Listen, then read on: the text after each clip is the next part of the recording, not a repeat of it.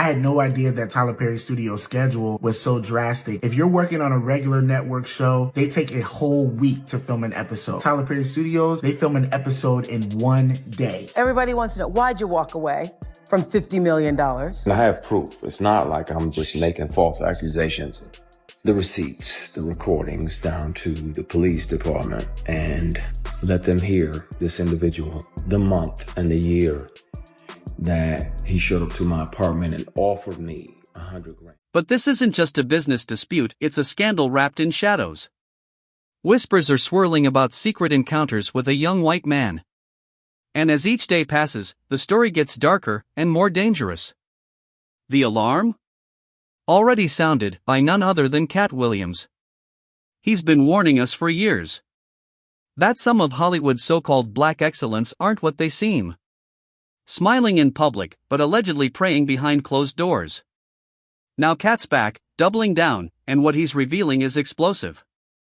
A disturbing pattern he calls Tyler Perry's white boy casting couch. As the puzzle pieces fall into place, the question isn't if something was going on. It's how deep it really goes. Yes, Tyler rose from homelessness to billionaire mogul. But according to Katt and others, that empire may be built on more than just hard work. There's a shadow no one dares talk about. Until now.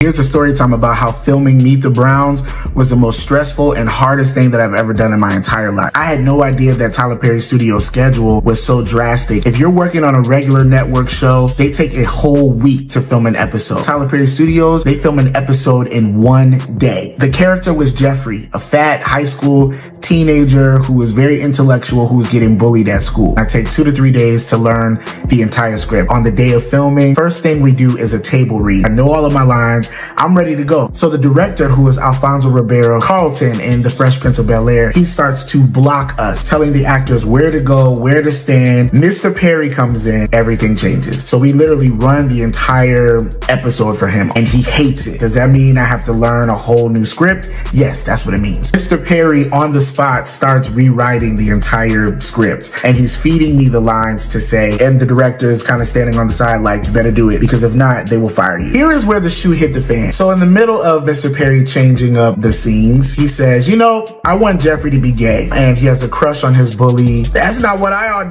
And for years, he's been taking aim at the so-called gatekeepers of Hollywood. He says some black men only reach the top by making a brutal trade, selling out or giving up their dignity. And the name that keeps surfacing first? Tyler Perry. Katt made it clear this isn't personal hate.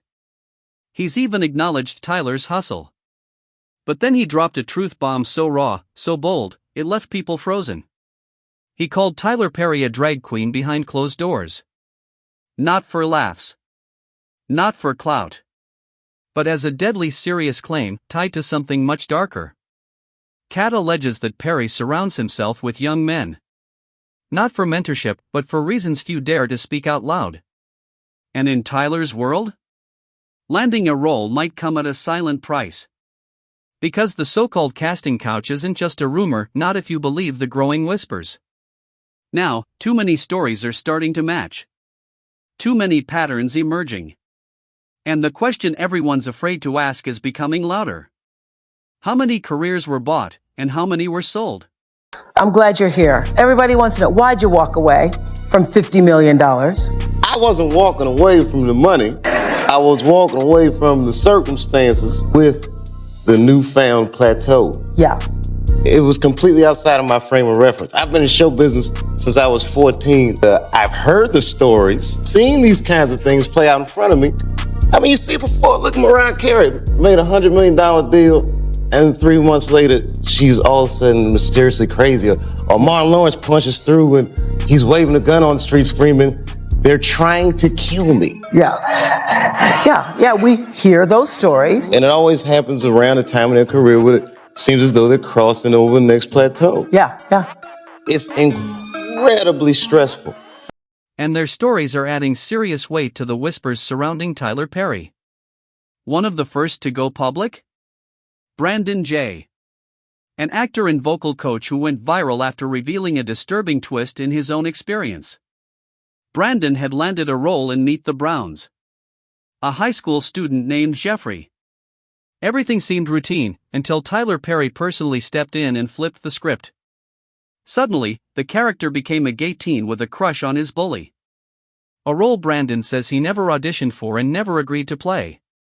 And word is, this wasn't an isolated move. Allegedly, Tyler has a pattern. He rewrites roles at the last minute, but only for certain men. Men he's interested in. And now, this isn't just internet talk. It's headed to court. Actor Dixon, known for his role as Dale in The Oval, is suing Perry for a staggering $260 million. The accusation? Serious misconduct. According to the court filings, Derek came armed with dates, text messages, and locations. Receipts that tell the story of how Perry allegedly tried to lure him into bed. It all began in 2019, when Perry reportedly spotted Derek in a crowd. Out of nowhere, he asked for his number, claiming he had a role in mind. Soon after, Derek landed a small part in Ruthless. But behind the scenes, things allegedly took a disturbing turn. And now, the silence is cracking. The walls are closing in. And the question haunting everyone in Hollywood is, just how many secrets are buried beneath the empire Tyler Perry built? He's got the whole world in his hands. Got the whole world in his hands. Hey, I'm just sitting here on my porch just looking. What am I looking at? I'm looking to the hills from whence cometh my help. For my help? Some of y'all know the rest.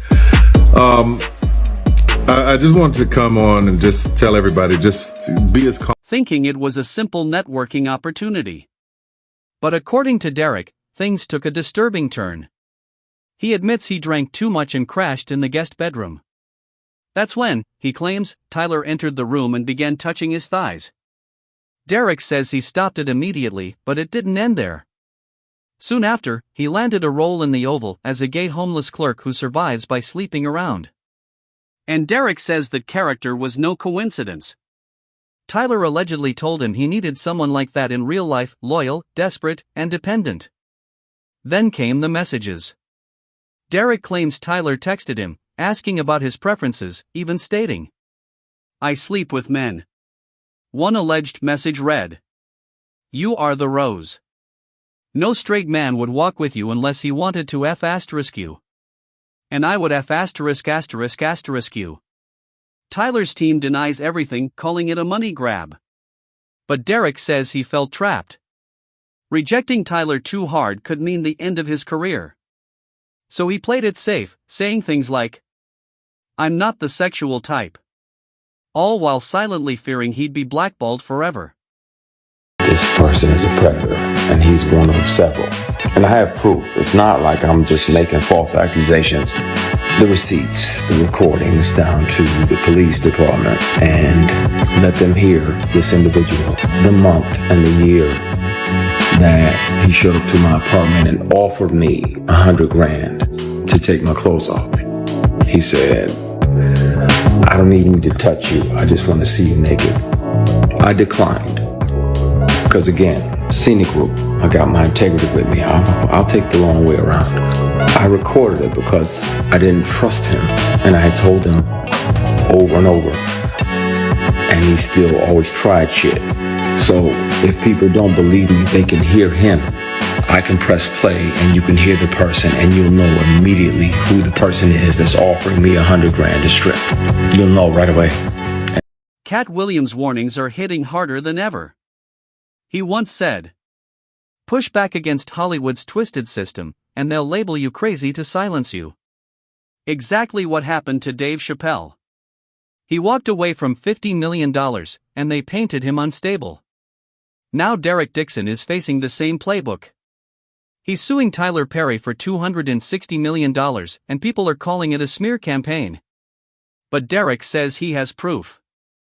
Receipts, texts, dates, even screenshots. And he's not alone. Actor Christian Keys once hinted at being manipulated by a powerful industry name.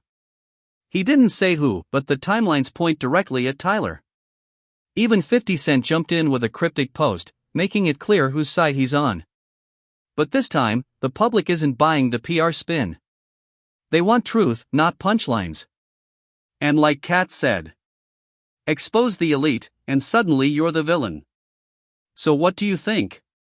Long overdue reckoning, or just another messy Hollywood controversy? Drop your thoughts, hit like, and don't blink, more truth is coming. Fire.